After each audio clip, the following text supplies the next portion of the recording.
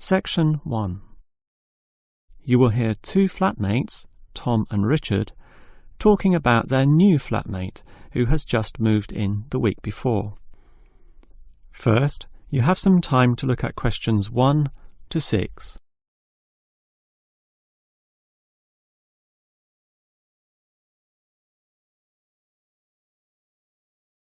You will see that there is an example that has been done for you. On this occasion only, the conversation relating to this will be played first. Hi, Richard. I'm glad I caught you here. Can I just talk to you about something? Our new flatmate, Anders, is not quite what I had hoped.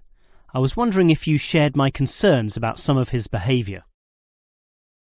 The new tenant's name is Anders, so Anders has been written in the space. Now we shall begin.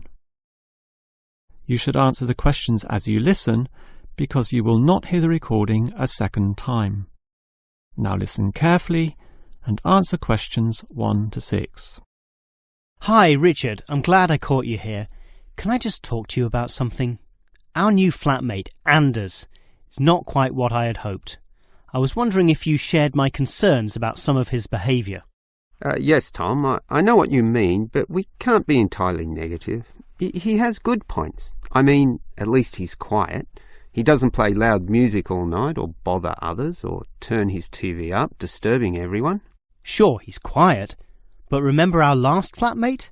He'd say hi to you and smile and treat everyone politely. In comparison, this new guy is very impolite. He just grunts in reply and sometimes ignores me altogether. I guess that's just his way. You know, just his character. I don't think he realises he's being impolite, and it shouldn't matter to us too much. We can just ignore him too and quietly live our own lives. But his friends are hard to ignore when they visit. I know what you mean, but how often does that happen? I rarely see them, maybe once or twice a month. If they came more often, it might be a problem, but as it is, such rare visits don't matter so much. Wouldn't you say so? Well, I'm not sure, since it's very obvious when they're here because of all the cigarette smoke in the house. It stinks up the place, and you know we don't allow smoking on the premises. Well, I've never seen them doing this. Maybe they do it outside. Perhaps we can talk to Anders about it. Always remember, though, in one respect, he's a good tenant. And it's the most important aspect. The previous flatmate would always pay the rent late. I know what you're going to say. This guy pays promptly. But there's more to being a good tenant than prompt payment. I mean, you need to turn off the TV, clean up your dishes, dress respectably, be polite, and so on. I guess what I'm saying is that basically you need to cooperate with the others, and this new guy fails significantly in this respect. Okay, I suppose you have a point there. Before you hear the rest of the conversation, you have some time to look at questions 7 to 10.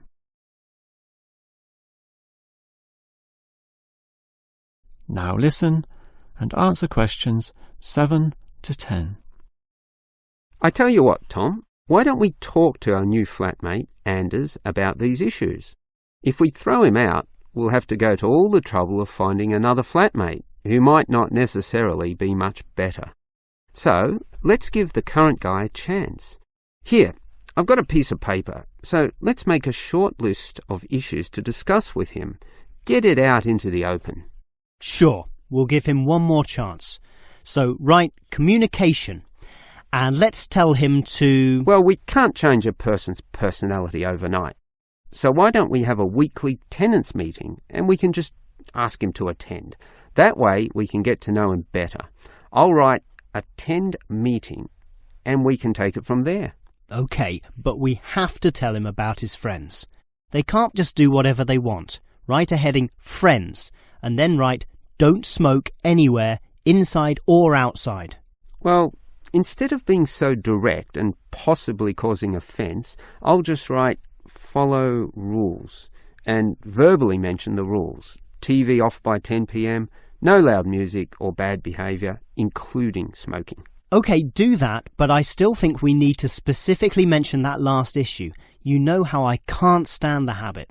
So I'd like this to be another and separate point. Cigarettes, strictly forbidden. And it's important to include the strictly here. We can't pussyfoot around too much. Sometimes directness is necessary. OK, I'll write that. Forbidden. OK. And what about cleaning duties? Anders is a little too relaxed about that. Dishes are sometimes not washed, dirty teacups are left around the place, and so on. So, right, must do better. Yeah, again, Tom, he might take that personally and it could cause a scene. I'd rather be general. I'll write must be done and I'll tell him that that's for everyone, not just him. OK? OK, as long as he gets the message. That is the end of section 1. You now have half a minute to check your answers.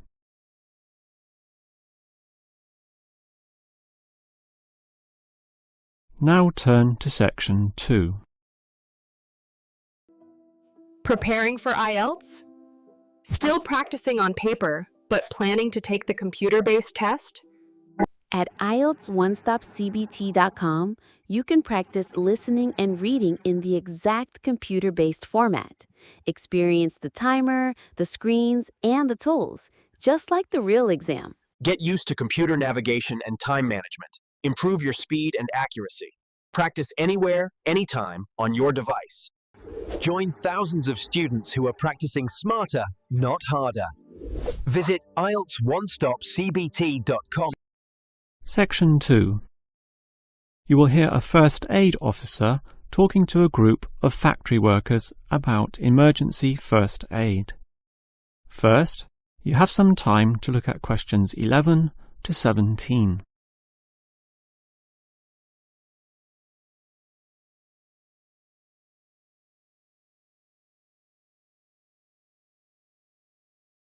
Now listen carefully and answer questions 11 to 17. Hello everyone. Now you know why I'm here. You all work in a factory, and in this environment there always remains a significant possibility of accidents happening, in which case first aid will be necessary. What is first aid? It is the provision of emergency on-site care when an injury occurs, and it is essential for everyone to know, if only simply, the steps which must be followed. There are, of course, minor injuries which may happen, not needing further medical care beyond the intervention of the first aider, but you can never be sure, thus the following steps must always be followed. These can be abbreviated to the words Dr. ABC, in other words, D-R-A-B-C.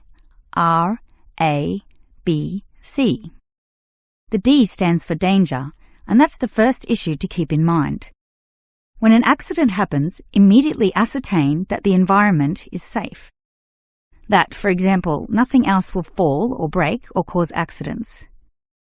If you, the first aider, are also injured, the problem is even worse. The R stands for respond. You must then ascertain the best response. Once all the danger has been eliminated and the distress calls sent out, the appropriate action is, obviously, to help the injured party. Alright, that leads to A, which stands for airway. In order to stay alive, all people need to have an open airway to allow breathing. A conscious person will automatically clear their own airway. But if unconscious, this may not happen. The brain is stopped or hindered from properly directing the body, and, obviously, in the worst case, death can result. For this reason, the injured person is normally put into the recovery position. Placed on the side, tilting the head back and ensuring that there are no blockages in the mouth. To free any such blockages, the back can be slapped or the chest compressed, allowing anything to be spat out. Now that the airway is free, check for B, or breathing. If breathing is not happening or is irregular, the first aider may have to assist with what is technically known as cardiopulmonary resuscitation, or more commonly, CPR. This involves breathing for the patient through mouth-to-mouth contact, while periodically massaging the heart through compressions to the chest. This combination allows blood and oxygen to flow around the body, keeping the patient alive, hopefully until medics, such as doctors, advanced first aiders, or ambulance staff arrive.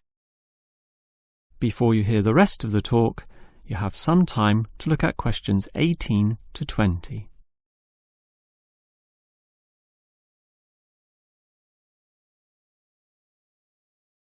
Now listen and answer questions 18 to 20. Now, it's certainly good to have knowledge of emergency first aid, but, obviously, the best situation is simply not to have accidents occur in the first place. For that, you need to be aware of safety issues, but just saying "be aware" does not usually achieve much. It is more important to have an appointed person whose job is to ensure awareness and work safety. Safety inspections would obviously be part of their job, whereby they can make sure, for example, that the first aid boxes are fully equipped. Another idea is to put posters on the walls, but, interestingly, research has proven that these tend to be ignored, becoming just part of the wallpaper, seen but not put into practice. It is much better if everyone is just instilled to not be reckless, that is, to not rush into situations without thinking about the possibility of accidents. And instilling this mindset is part of the job of the safety officer. Some other suggestions are ongoing first aid training and no accident reward or star systems. These have had some success, but nothing beats a regular meeting, say once a month, in which the subject of safety is brought to the attention of everyone, and any outstanding issues related to this are thoroughly discussed. That is the end of section 2. You now have half a minute to check your answers.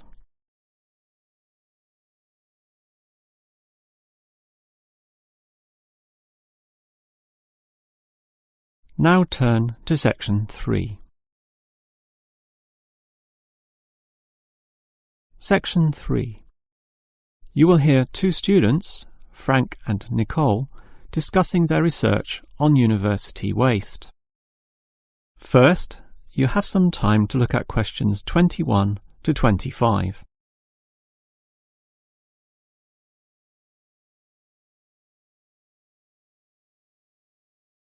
Now listen carefully and answer questions 21 to 25. Hi, Nicole. As you know, we've got to decide on the best ways this university can reduce its waste. You inspected the eastern campus and I did the western buildings.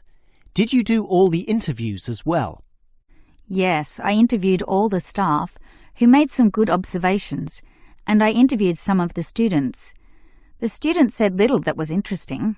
They don't seem to care that much. It was the cleaners, surprisingly, who revealed the most relevant facts. That's not surprising to me. They empty all the bins, so they see the waste firsthand, whereas the staff just throw things away without thinking. What item was most commonly disposed of?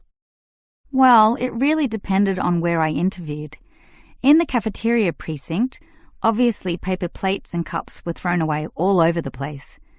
There was almost no attempt at recycling.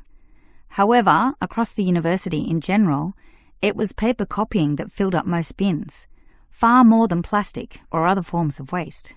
Do people care about this, then? Well, some do, if you can believe them. I must have interviewed about 30% of customers in the cafeteria, and the results were mixed. Out of all the people I interviewed, well over half, maybe about 55% of them, were quite honest about it, telling me that they had little concern. The other fraction, 45%, were more troubled. Yes, but do they do anything about it? Surprisingly, quite a significant percentage do something, even if they aren't particularly concerned. I mean, small things. About 10% bring their own cups to the cafeteria, for example, and at least 1/3 said they use recycling bins. So, in total, it's an equal split between those who do something or those who don't. So why do so many people remain inactive, particularly over an issue they should care about more? I think they do care, and many of them are prepared to do something. Obviously, there's an element of laziness, but I'd say that it's relatively small. If they knew what to do, and if stringent systems existed, or if the importance of this was made clearer to them, I'm sure you'd see a much larger percentage of people actively working towards helping our environment. Well, there's cause for optimism at least. Before you hear the rest of the conversation, you have some time to look at questions 26 to 30.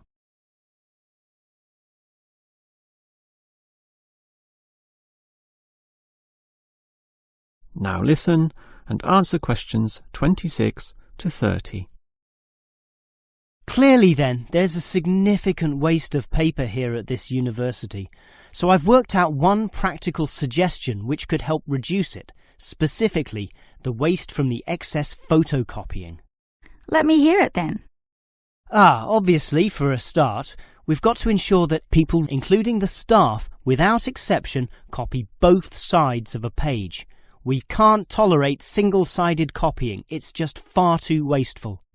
Absolutely. Just more trees being chopped down. But as people are doing copying, there may be adjustments and practice copying, producing single-sided copies or blank pages not wanted and not intended for use. These need to be deposited into a tray for intended recycling. You know, for recopying onto the blank side of the page. But people don't usually do that. I'm afraid it's just human nature. No matter how unimportant the copying is, they prefer to use fresh paper. Yeah, I agree with you, which is why you need to display these papers right in front of everyone with a clear sign, "Please reuse," to make it easy for them to do so. They still won't do it. I know. That's why you take some of these papers and regularly stack them inside the copier in a special tray once a day, say in the morning. Well, that's getting better, making it easier for them to use the paper. But still, I'm afraid many won't. That's why you allow everyone to select this tray when copying. You distribute numbers or codes to every person, giving them special access to this recycling tray. Every time they use papers from this, it's tallied up to their account.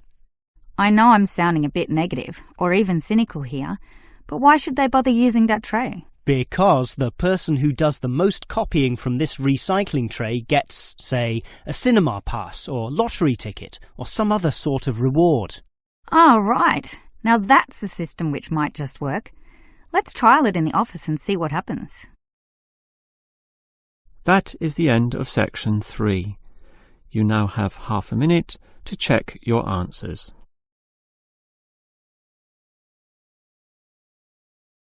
Now turn to section 4. Section 4. You will hear a lecturer discussing techniques for removing carbon dioxide from the atmosphere. First, you have some time to look at questions 31 to 33.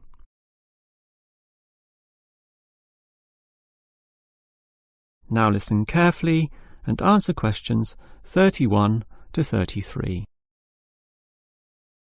We all know about the role of carbon dioxide in causing global warming.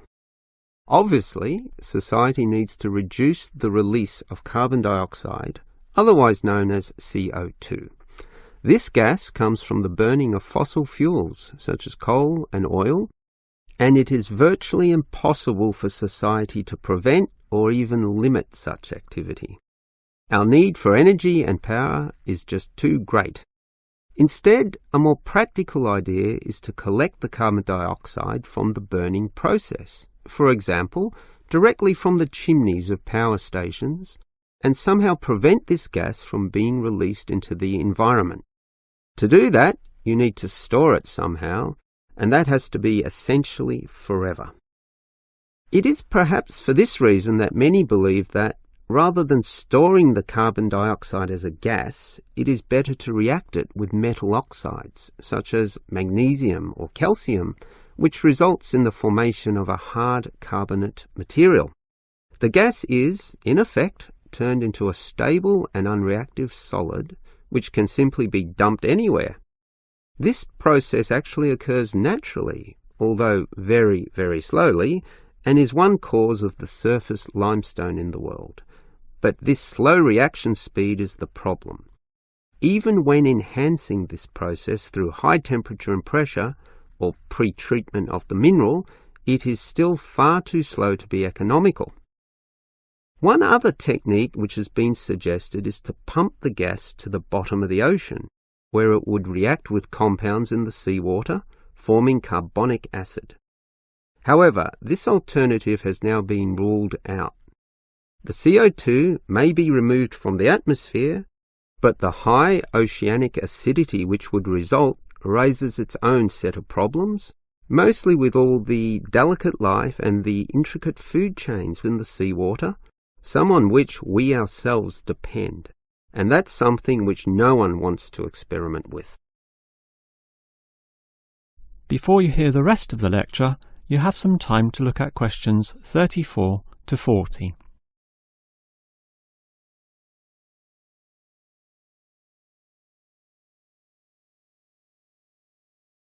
Now listen and answer questions 34 to 40. Perhaps because of the lack of alternatives, the most commonly discussed solution to the problem of disposing of carbon dioxide is to pump the gas underground, a technique known as geosequestration.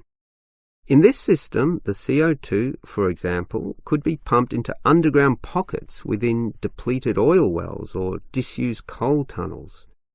This carries, however, three serious disadvantages, namely the risk of leaks, the considerable costs involved, and finally the unproven effectiveness.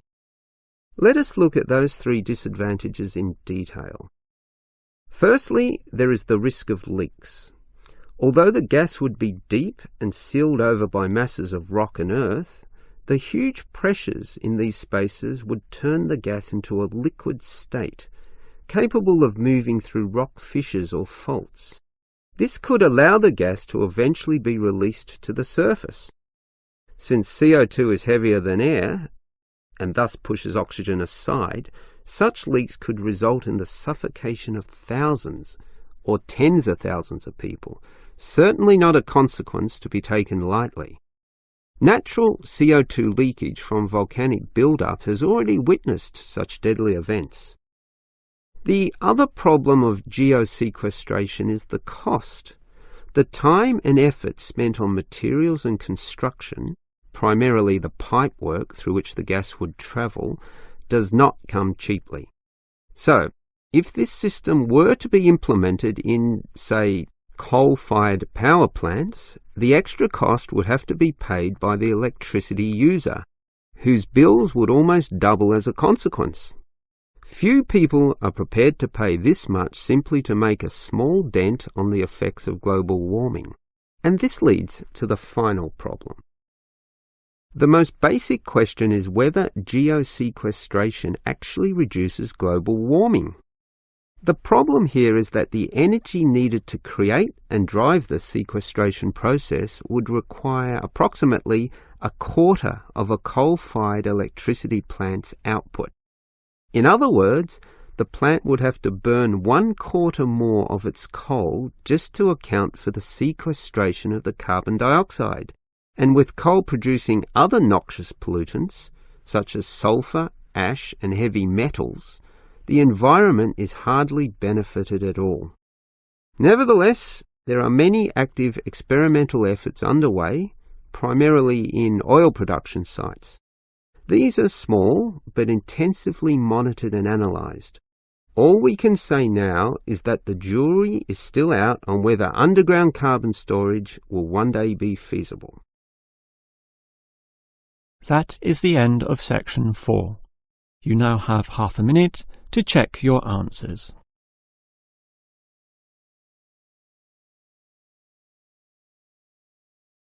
That is the end of the listening test.